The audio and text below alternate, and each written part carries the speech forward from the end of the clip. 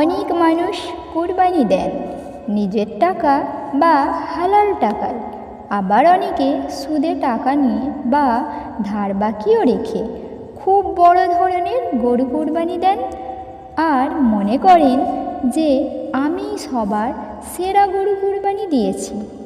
সেই কুরবানি কখনোই জায়েজ নয়। আল্লাহ তাআলা সেই কুরবানি কখনোই কবুল করেন না।